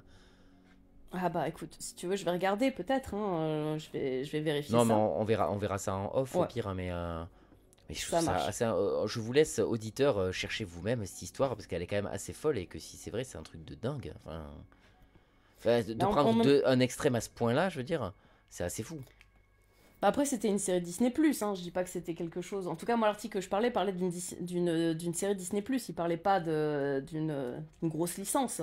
C'était quand même Mais bah, en tout cas, voilà, moi j'avais lu un article qui parlait de ça, mais je vérifierai aussi, parce que effectivement, peut-être que ce n'était pas... N'ayant plus en tête la source précise, c'est à vérifier. Mais en tout cas, dans tous les cas, c'est pas quelque chose qui me surprendrait tant que ça, parce que comme je dis encore une fois, c'est pas d'idéologie derrière, c'est le business plan. Et si effectivement il y a enfin, étant donné qu'il y a un petit peu une guerre politique autour de ça, hein, parce que le wokisme est une guerre très personnelle de Elon Musk et donc de Donald Trump. Et justement, c'est quand même un combat qu'ils assument assez bien là-dessus, hein, au point d'avoir censuré des mots, au point d'avoir censuré enfin voilà, tu vois, les États qui ont censuré des œuvres dans les bibliothèques, les choses comme ça, qui seraient en lien avec ce sujet. Bah du coup, c'est vrai que ça me paraît pas si anormal, parce que encore une fois, bah ils regardent les chiffres. Et c'est vrai que si les chiffres, donc tu vois, à côté ils peuvent mettre autant de princesses noires qu'ils veulent, si en parallèle ils veulent pas d'antagonistes féminines parce que ça vend moins de figurines, en fait de toute façon c'est déjà parlant en fait. C'est déjà parlant du fait que c'est... ou même le fait que justement que les personnages homosexuels soient toujours au second plan, histoire qu'ils soient plus facilement comment dire, qu'on puisse les évacuer en toute sérénité du film quand il s'agit de le faire passer en Chine. Donc, oui, c'est vrai. C'est des choses... Alors, je viens de chercher en même temps ce que tu as dit, et c'est complètement vrai. Alors, c'est pas le personnage qui a été remplacé, mais il a été... En fait, dans la même série, ils ont enlevé un personnage transgenre et rajouté un personnage chrétien. Et c'est le premier personnage chrétien depuis Le Secret de Terabithia chez Disney. Et qui est sorti en 2007, ce qui est quand même déjà une avancée aussi. C'est pas le même genre d'avancée, mais c'est bien aussi de montrer une religion. Alors même si ils ont pris la religion la plus simple qu'ils pouvaient prendre aux États-Unis, hein, mais déjà, si on peut commencer à mettre une ou deux religions, il manque plus qu'ils mettent un jour un personnage avec un voile et on est parfait, quoi. Après, en termes de symbolique, étant donné qu'il y a une montée du conservatisme et de la baisse des droits à l'avortement, ce genre de choses en fait qui recule aux États-Unis, c'est pas anodin quand même dans le symbole d'avoir fait ce remplacement-là. Et c'est en ça que je parle du fait que voilà, en fait de tout simplement, comme j'ai dit, ne pas parler d'idéologie quand on parle de grandes entreprises. L'idéologie, elles n'ont rien à battre. Et du coup, je pense qu'on peut déjà être à peu près tous d'accord là-dessus. Et du coup, c'est pour ça, tu vois, qu'on soit woke ou anti-woke, je pense déjà qu'en fait, quand on a des œuvres où on n'est pas satisfait en fait de la qualité de l'œuvre, voilà, tu vois, il y a certaines personnes qui vont s'en prendre aux acteurs, aux actrices, tout ça, ou même justement aux minorités représentées. Et je trouve que ça, pour le coup, il n'y a rien de plus débile. Donc c'est vraiment pas comme ça qu'on fera avancer les choses, et c'est pour ça que pour moi c'est les décisionnaires derrière l'œuvre qui, donc comme je dis, sont loin d'être particulièrement bien intentionnés. Alors je dis pas qu'ils sont mal intentionnés pour autant, mais je pense que surtout ils en ont un peu rien à foutre. Donc mais que malheureusement leurs choix ont des conséquences et pas toujours les meilleures. Est-ce que tu avais d'autres sujets sur lesquels tu voulais rebondir, des choses sur lesquelles que tu avais notées ou juste comme ça qu'on n'a pas évoqué? Alors, moi, je m'étais fait une petite liste, en fait, des arguments contre le wokisme et des arguments pour un petit peu rebondir dessus. Ok. Donc, dans les arguments contre, ce qui revient beaucoup, donc c'est le non-respect de l'œuvre d'origine, le sentiment de trahison quand un personnage est, comme on en a déjà donné des exemples, ça, pour le coup. Mhm. Le fameux Rogue Noir. Euh, Ensuite, il y a le fait que c'est politique. Le fait qu'il y ait une sorte de démagogie très appuyée qui fasse une sorte de bourrage de crâne. Il y en a beaucoup que ça inquiète, que ce soit pour les représentations homosexuelles, la surreprésentation homosexuelle, donc toujours du côté anti-woke, et la surreprésentation des ethnies, là, tu vois, tout ça Alors, qui ont...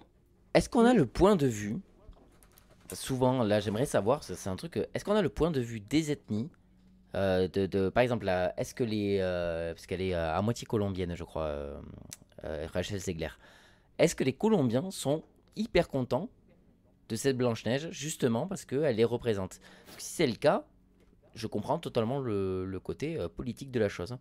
Si c'est pas le cas, si même eux ils disent on trouve ça complètement con, c'est vrai que là, c'est en effet un peu débile. Voilà, je me dis ça en fait. Et pareil pour n'importe quel truc, si les gens visés, quand ils sont intégrés par rapport à leur sexualité, leur ethnie ou leur sexe tout court, leur genre, je veux dire, et bien si eux ils sont contents de se voir représentés, on a tout gagné, non?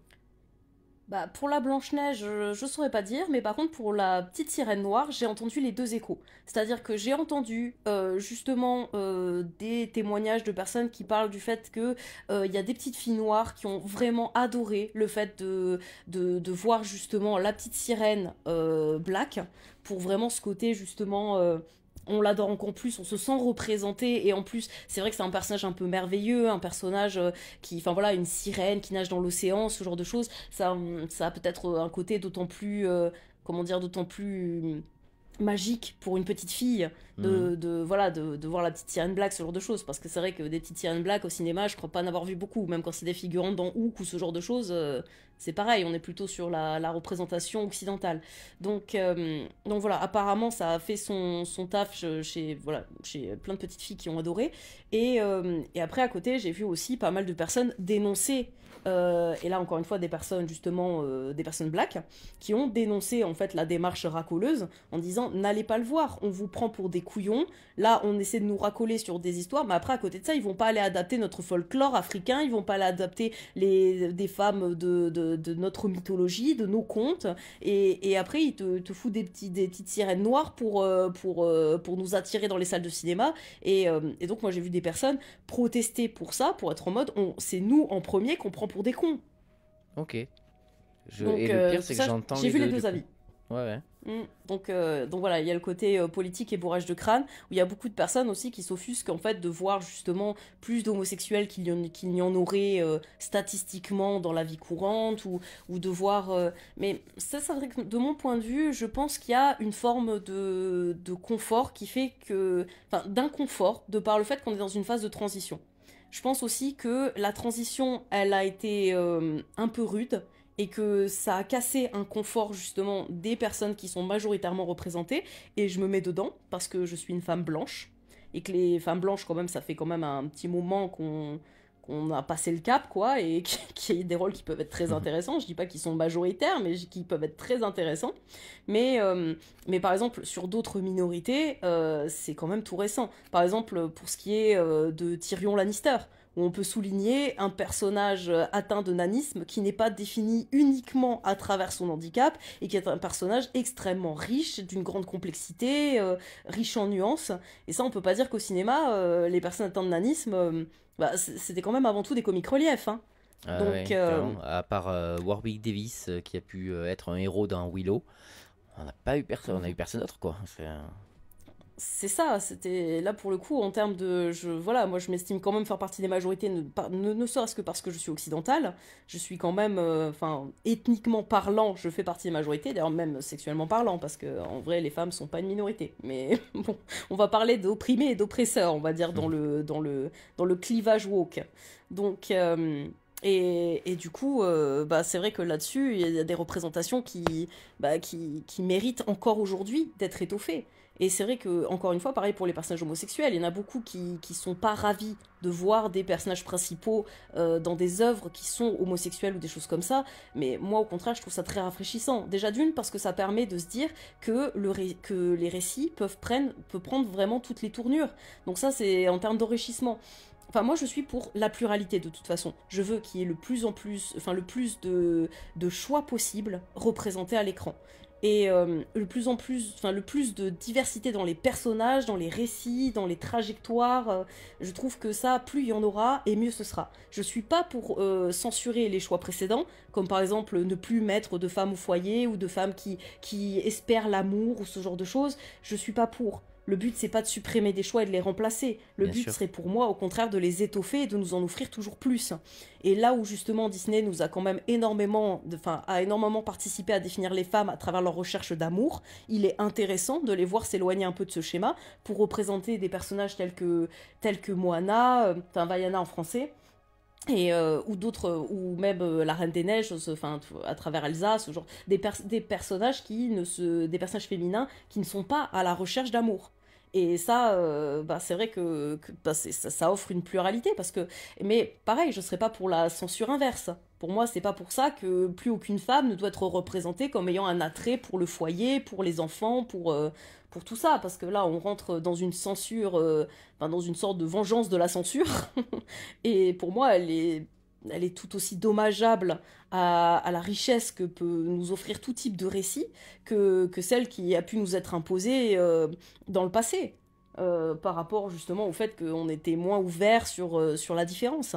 Et du coup, je trouve que c'est pareil pour l'homosexualité. C'est très intéressant qu'aujourd'hui, moi j'ai pas mal d'amis qui peuvent être concernés, mais du coup, combien de héros de fantasy pouvaient être homosexuels dans le passé. Le fait qu'il y ait eu par exemple Nimona qui nous a offert ça, un film de fantasy, d'animation en plus, avec un protagoniste qui est chevalier, dans un monde un peu magique, et qui est homosexuel. Très intéressant. Très intéressant. Alors, moi, il y en a certains qui m'ont cité un petit peu le truc de oui, mais historiquement parlant, quand c'est un peu moyenâgeux, l'homosexualité, normalement, elle est taboue. Oui, mais déjà, dans le cas de Nimona, on n'est pas du tout on est quand même sur du mi-science-fiction, mi-heroic fantasy. Donc, déjà, pour moi, ça marche pas du tout, ce parallèle. Ah ouais, ça, Mais en plus de ça, même si on décide de faire des œuvres historiquement parlant qui auraient des personnages principaux qui sont homosexuels et qui, on va dire, le revendiquent plus que ce que l'époque le leur permettait, on va pas se le cacher, c'est pas la première entorse au respect historique qu'on aurait sous les yeux. Enfin, je veux dire, moi, je me régale devant un gladiator, et pourtant, j'adore la Grèce antique, ou la Rome antique. Je sais bien qu'à l'époque, on dézinguait pas les gladiateurs par dizaines à chaque combat, on faisait pas le pouce levé, le pouce baissé pour dire à mort, on faisait pas la salutation, l'empereur, ceux qui te saluent vont mourir, machin, etc. C'est plein de codes comme ça qui sont... D'ailleurs, on a même découvert que les statues dans la Grèce antique, elles étaient pas forcément blanches. Que ça, c'est qu'en fait, on a aujourd'hui les moyens de voir que toutes les statues de la Grèce et de la Rome antique, on imagine toutes de marbre, au travers ces décors très, très épurés en termes de colorimétrie, que en fait, c'était bariolé de partout avec des motifs de tous les côtés. Donc, pour dire que le respect historique, au bout d'un moment, je crois qu'on n'est plus à ça près. Donc voilà, je pense qu'il y a certaines de ces entorses ont participé à mystifier, à créer des scènes d'envergure, à créer des enjeux. Parce que, ouais, Gladiator, si c'était pas des combats à mort à chaque fois, ce serait pas les mêmes enjeux quand même. Ce serait pas le même suspense si à la fin ils étaient en mode oui, bon, on est des gladiateurs de métier, nous en fait. On fait des petits tours à l'arène, on fait un petit combat pour faire plaisir à la foule et on se casse. Donc ce serait quand même pas la même chose, on va pas se le cacher. c'est clair. Donc. Et c'est pour ça que je trouve que cet argument de oui, mais les homosexuels, historiquement, ils n'avaient pas cette place-là, ils devaient se cacher, donc c'est bizarre d'en faire les héros, ou du fait qu'ils s'assument un peu plus, ou qu'ils se permettent des choses. Oui, on peut parler d'incohérence historique, mais pour moi, ça peut pas être la seule raison qui fasse tiquer. Parce que sinon, il y en aurait plein d'autres, des raisons qui pourraient nous faire tiquer sur le respect historique. Parce que c'est pas les sûr. principaux enjeux d'une adaptation historique au cinéma. Il paraît que c'est un truc, c'est ce que me disait mon ex-femme, elle m'expliquait que dans les chroniques de Bridgerton, il y a plein de choses qui sont pas du tout historiques. T'as des noirs au pouvoir, t'as des machins, mais on n'en fait jamais cas dans le film, enfin dans la série. On s'en fout complètement, et justement ce côté pluriculturel, il est hyper bien fait, il paraît. Personne s'en offusque, personne dit c'est pas normal ou quoi que ce soit. Il paraît que c'est hyper bien fait dans la série. Bah, c'est très assumé en fait. Déjà, c'est l'anachronisme de la série est parfaitement assumé. Et du coup, il y a un truc moi qui me chagrine aussi un petit peu parfois, c'est les excuses de certaines productions par rapport au fait de ne pas avoir été assez inclusif par le passé. Je m'explique, c'est par exemple les producteurs, enfin les créateurs de Friends, où on leur a dit quand même, c'était quand même très blanc votre casting, et même dans toutes les séries, je veux dire pas que les six potes quoi, tout le reste, c'est quand même très blanc. Et ils ont dit bah c'est vrai que c'est abusé, on est désolé, on la referait aujourd'hui, on ferait pas comme ça.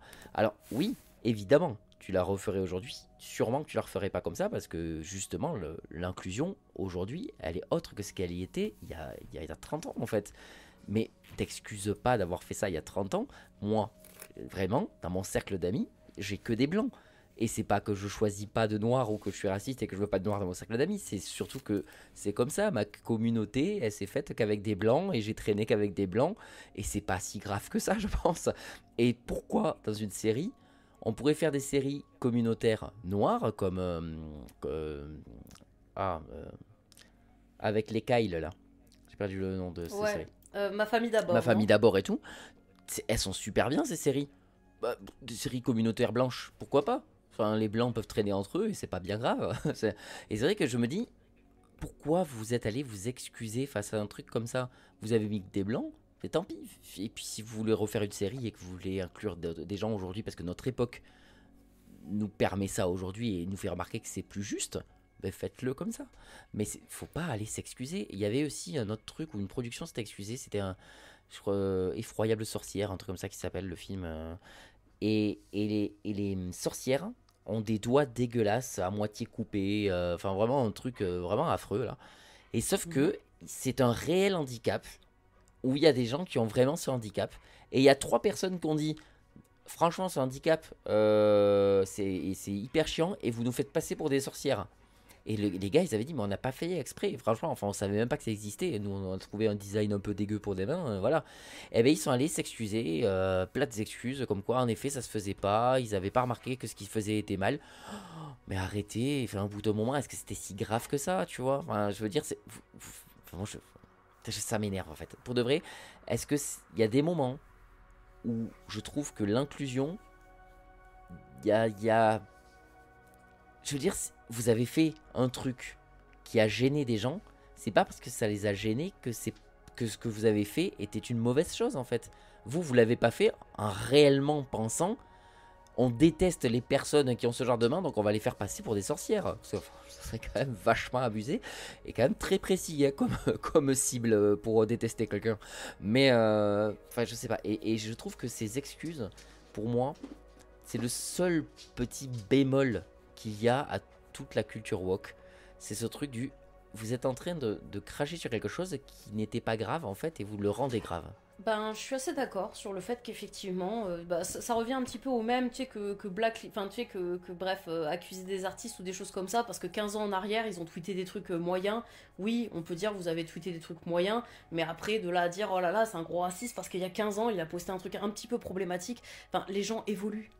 Et en plus, le monde nous a d'autant plus amené à nous poser des questions et à remettre en question certains de nos acquis, comme par exemple la représentation. Comme tu décris dans Friends, ça choque pas qu'il y ait que des acteurs blancs, parce que à cette époque-là, c'était la majorité.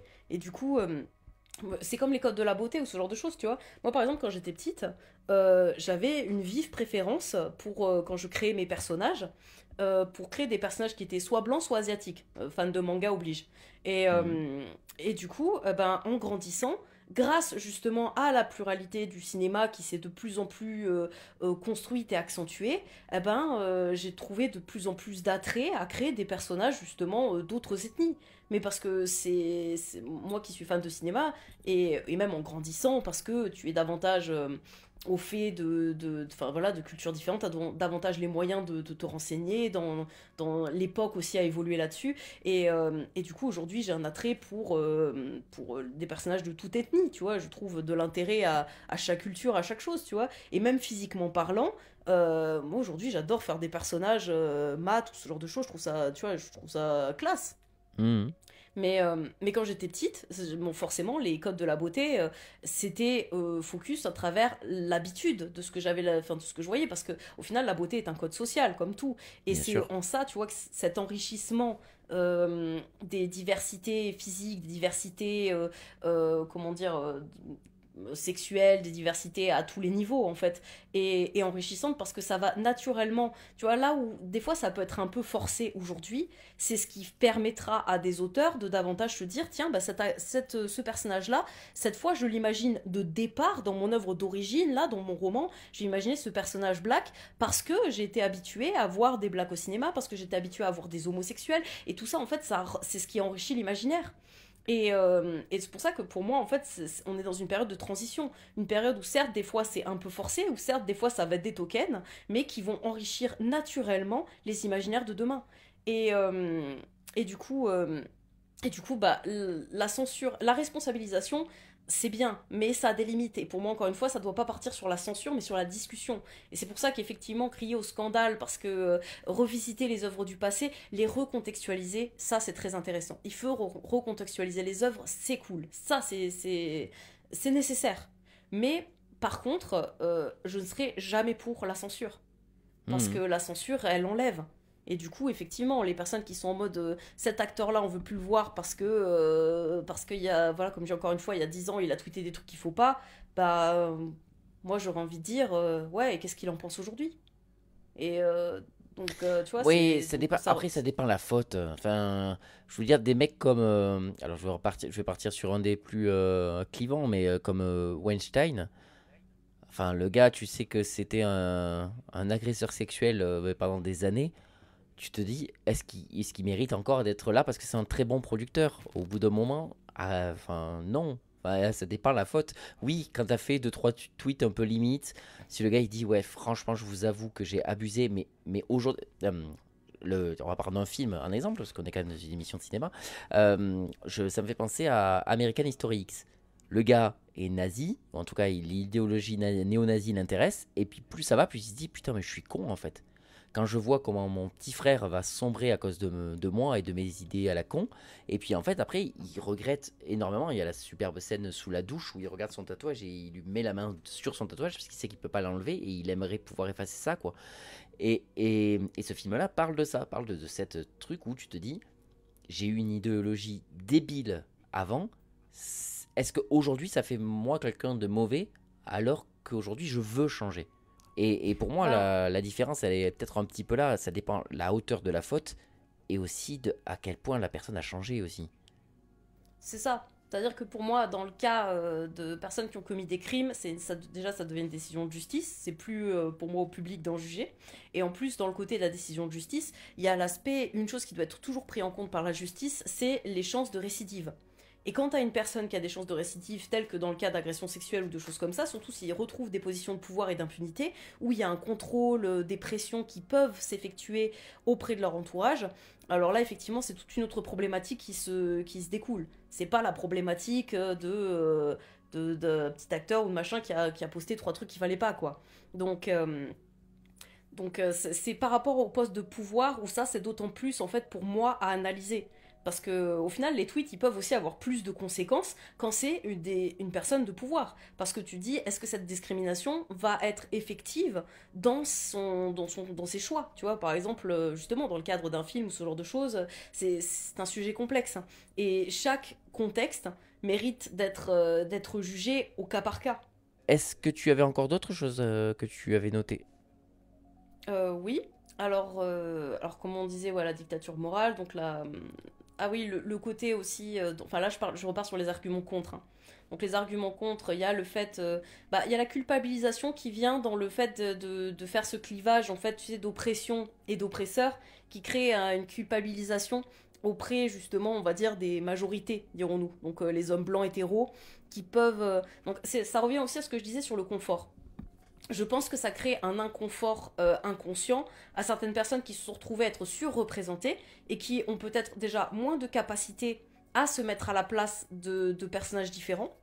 Donc ça déjà, il me semble que j'avais vu un truc pareil qui parlait de ça, du fait que les femmes avaient davantage de capacité à se mettre en moyenne, hein, pas au cas Oui, par bien cas, sûr. hein, mais en moyenne à se mettre à la place des hommes, et les hommes plus de difficulté à se mettre à la place d'une femme en tant que personnage, de par le fait que c'était tout simplement beaucoup plus courant qu'il y ait des personnages principaux masculins. Et du coup, ça, pour les personnes qui n'ont pas pratiqué l'exercice, c'est un inconfort. C'est un inconfort de voir un protagoniste qui soit homosexuel, un protagoniste transgenre, un protagoniste féminin. Et cet inconfort, pour moi, je peux le comprendre. Mais c'est pas une excuse. Parce que pour moi, ça se travaille. C'est des choses qui, comme les codes de la beauté, comme plein de choses, c'est cette Comme regarder des diversité films en qui ferait que VO, voilà, comme ça s'est passé. Mais exactement, la VO c'est aussi un inconfort, c'est aussi une transition. Ça peut être un Exactement. inconfort de départ auquel on se fait et après rapidement, il y a plein de personnes qui le disent, c'est que tu lis les sous-titres et tu te rappelles même plus si tu l'as vu en VF et en VO tellement ça coule de source quoi. Donc, mais c'est comme pour tout, hein. Par exemple quand on dit ouais mais c'est mes goûts, j'y peux rien. Mais d'où c'est tes goûts, t'y peux rien. Moi par exemple, j'essaie de perdre un petit peu mon goût sucré en buvant mon café sans lait. Ah bah je l'entraîne mon goût. Je l'entraîne à supporter l'amertume, je l'entraîne à... Et du coup, le sucré me paraît plus sucré, plus sucré qu'avant, et des fois même trop sucré, justement parce que j'habitue mon palais à l'amertume. Bah, les yeux ont la même... souffrent des mêmes habitudes, du même confort. Et il est intéressant de bouleverser les habitudes pour justement s'ouvrir à différentes saveurs, dirons-nous, pour rester dans ma métaphore. Et ça s'exerce au même titre que tout à chacun. Et c'est parce qu'on a pluralité aujourd'hui que demain, cet inconfort n'existera peut-être plus pour les générations suivantes. Donc c'est en ça que je suis pas d'accord avec cet argument. Cet argument c'est pas normal, oui mais j'arrive pas à me mettre à la place de ce personnage, oui mais j'arrive pas à ça, oui mais moi c'est mes goûts, j'y peux rien. Tout ça, comme j'ai dit, je comprends. Mais ce n'est pas quelque chose qui ne se travaille pas, ce n'est pas quelque chose d'irrémédiable. Carrément.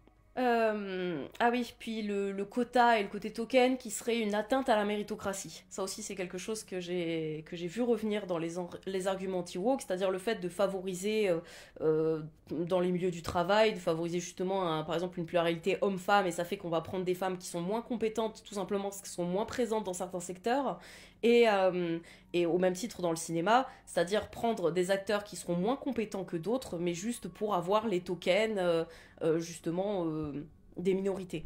Et donc qui serait justement une atteinte à la méritocratie.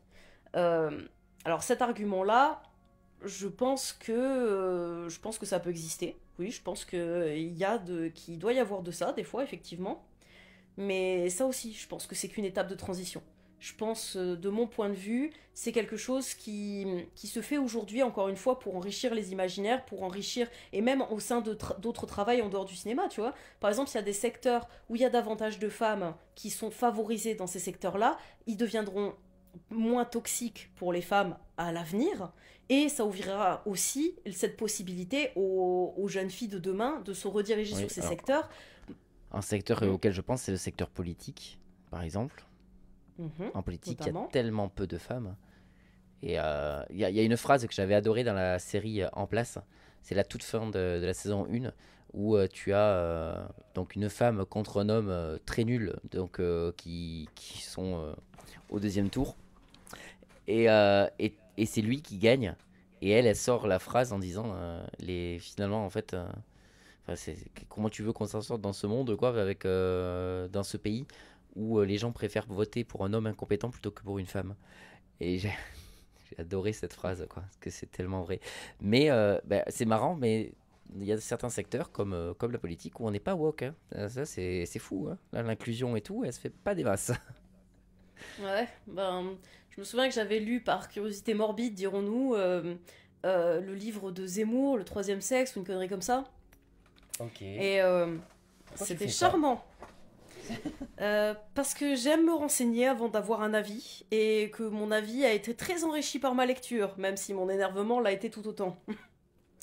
Donc, et c'est vrai que son discours sur les femmes est assez parlant, sur le fait que les femmes sont pour lui, en tout cas de ce qu'il décrit dans son livre, hein, de ses mots lui-même, sont en quelque sorte, ont une incapacité politique, sont faites pour être au second plan, et même, je crois même qu'à un moment, il décrit précisément que quand il y a eu une femme de pouvoir derrière un homme, elle a provoqué sa chute, ou ce genre de choses, tu vois. Donc il parle du fait que les femmes en politique sont des hommes, qu'en fait elles deviennent des hommes parce que c'est que comme ça qu'elles peuvent être en politique et que du coup elles ont tous les codes de la virilité et que tu vois, enfin bref, des propos de ce genre-là. Enfin bref, je me rappelle plus parce que c'était pas suffisamment intéressant pour que je le retienne au mot pour mot, mais c'était un peu de cet ordre.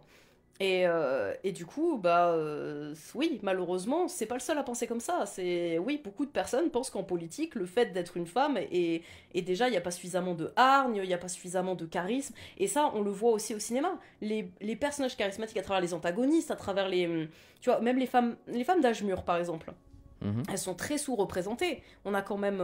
moi, franchement, j'ai Glenn Close et j'ai Meryl Streep qui se battent en duel dans ma tête. Et bien, c'est exactement les deux actrices que j'allais te donner un exemple. Et parce qu'il y a voilà. elle, en fait, qui est... Bah ouais, tu vois, c'est pour ça, tu vois. Alors que quand tu pars dans cette tranche d'âge et que tu parles du côté des acteurs masculins, t'en as quand même une flopée d'autres qui te viennent direct. Hein. Et, bien sûr. Même... Donc, et ça aussi, tu vois, c'est aussi quelque chose qui est intéressant à travers... Je pense que c'est important dans le cinéma de favoriser aussi, justement, cette représentation de la femme d'âge mûr qui se définit par autre chose que la grand-mère gâteau. Ça serait bien qu'on passe un petit peu ce cap-là également, parce que c'est ce qui appuierait le fait qu'une femme est tout aussi capable qu'un homme en politique ou dans les postes de pouvoir que d'accentuer ce type de représentation. Mais comme c'est sous-représenté, comme souvent, malheureusement, ça affecte l'imaginaire collectif. Alors du coup, il y a aussi, donc pour revenir sur ce qu'on disait un petit peu avant sur justement ce côté oppresseur et oppressé, ce qui revient beaucoup aussi du côté un petit peu anti-woke, et je pense que ça c'est un sentiment qui s'est un peu généralisé, c'est le sentiment justement d'être dans la case oppresseur sans qu'il y ait ni volonté ni acte, enfin voilà, qu'il n'y ait pas suffisamment de justification là-dessus. C'est créer une sorte de culpabilisation d'être hétéro, une culpabilisation d'être un homme, une culpabilisation d'être blanc. Et ça, il y a eu plusieurs clivages qui vont un peu dans ce sens, malheureusement, et je pense que c'est ça aussi qui a énormément appuyé justement la polarisation en fait des avis, du fait que justement que beaucoup de personnes se sentent culpabilisées par des avis qui sont trop extrêmes du côté woke et qui vont crier au fascisme et au racisme peut-être trop facilement, trop rapidement, là où on a le droit par exemple de ne pas apprécier que tel acteur ou telle actrice interprète un personnage qui nous tient à cœur, qu'on a imaginé de telle façon. Et moi, par exemple, je suis la première à avoir connu ce cas de figure. Hein. Quand j'ai lu à 13 ans, 12-13 ans, quand j'avais lu Twilight, et que le film est apparu, les acteurs sont tous blancs, hein, ils ont tous le bon sexe, la bonne couleur, mais moi j'étais déçue parce que j'étais en mode c'est pas l'acteur c'est pas comme ça que j'imaginais le personnage. Je l'imaginais pas avec ce visage, je l'imaginais pas avec cette attitude, je l'imaginais pas avec ses cheveux. Et du coup il y a une forme de déception qui peut être assez naturelle en fait dans le cadre d'une œuvre qui nous a tenu à cœur et avec laquelle on a grandi, avec laquelle notre imaginaire s'est en quelque sorte très orienté de départ. Et qui voilà crée justement qui encore une fois crée un inconfort dans une adaptation qui peut être trop radicalement opposée à ce qu'on s'était imaginé ou ce qui a été représenté dans le passé. Et c'est vrai que crier en fait justement au racisme systématiquement face à cet inconfort ou à même cette trahison pour certaines personnes quand il s'agit d'un personnage qui leur tient vraiment à cœur, une œuvre avec laquelle ils ont grandi ou ce genre de choses, c'est vrai que c'est peut-être manquer de compréhension dans l'autre sens, tu vois, du côté justement du wokisme. Ça rejoint un petit peu ce que je te disais justement par rapport à Friends tout à l'heure, que comme il n'y a pas de noirs représentés, on crie au racisme en fait en disant c'est pas normal, il n'y a pas de noirs dans votre série. Mais sinon c'est pas raciste. C'est ça, et c'est là où pour moi en fait c'est malheureusement les extrêmes des deux camps en fait qui appuient le plus la polarisation, et moi c'est vrai que face à tout ça, tout ce que j'ai envie de dire c'est on pourrait arrêter d'être con collectivement en fait, dans un camp comme dans l'autre, et essayer tu m'as volé mon prix Nobel de la paix. Oh mince, il va être accordé à une femme, quel malheur. Je sais pas, d'autres choses que tu veux rajouter par rapport à ça? Non, moi je suis complètement enfin, complètement d'accord avec toi. C'est même pour ça, même, je pense que souvent les gens sont anti-woke. C'est parce qu'ils voient le côté extrémiste des woke, mais c'est en fait le problème dans tout ça, c'est toujours le problème de l'extrémisme. Comme dans tous les mouvements, dans toutes les choses qui existent, le problème c'est l'extrémisme. Mais l'extrémisme dans les deux sens. Hein. Je veux dire, il y a des gens qui disent oui, les féministes c'est des connasses. Mais non, les féministes c'est absolument pas des connasses. Les féministes Il y en a. très extrémistes Mais- peuvent être des connasses, tout comme les masculinistes extrémistes sont des connards. Et en fait, le problème dans tout ça, c'est l'extrême. Hein. Il n'y a pas à tortiller du cul, ça va pas plus loin que ça. Le féminisme, c'est une bonne chose pour la société. Mais bien sûr qu'il y en a qui exagèrent. Hein. Il y en a qui exagèrent pour strictement tout ce qui existe. Il y a toujours des gens qui exagèrent dans n'importe quel sujet du monde, en fait. Donc, C'est ça. Il y a des cons, de la victimisation excessive, il y a de ça, en fait, dans toutes les parties, toutes les minorités, toutes les majorités, tous les êtres humains, en fait, tout simplement. Mm. Donc c'est vrai que là-dessus, bah ouais, les femmes comme les hommes, les féministes comme les racistes, comme n'importe qui, en fait, peut avoir tout un panel, même pas peu, tout un panel, tout un prisme, en fait, dans sa personnalité, qui fait que les gens sont plus nuancés que ça. Et que du coup, on peut pas réduire les gens à un seul trait, blanc est égal oppresseur, homme est égal oppresseur, femme est égal opprimé. Non, c'est pas si simple. Voilà, après il y a des oppressions sociales, enfin sociétales, tu vois, ça c'est des réalités. Mais pour moi, en fait, c'est un combat qu'on devrait tous porter parce que ils sont bénéfices de personne, en fait, ces inégalités. Et aussi bien pour les femmes que pour les hommes, que pour les minorités, parce que comme je dis, pour moi, c'est l'enrichissement qui est intéressant. Et l'enrichissement, il passe par la pluralité, par la diversité. eh bien, c'était super. Non, et pour de vrai, parce que je suis claqué et c'est vrai que j'étais pas très éloquent sur la fin, mais j'ai quand même passé un super moment avec toi et c'était très bien de parler à deux. Il y a moins de brouhaha d'un coup. Et non, franchement, j'espère que ça t'a plu aussi comme sujet. Énormément. Bon, bah ça va alors. J'espère que les copains seront jaloux de ne pas avoir participé quand ils écouteront l'émission. Et avec un peu de chance, on aura une charge de revanche. Ils voudront refaire la version 2.0 de la culture woke. Et ça pourrait être intéressant. En tout cas, Grave, ça serait cool. mais grave, je vous souhaite à tous une très bonne soirée. J'espère que vous avez passé un très bon épisode. Et à bientôt. Bye, Cassandra. Ciao. Au revoir.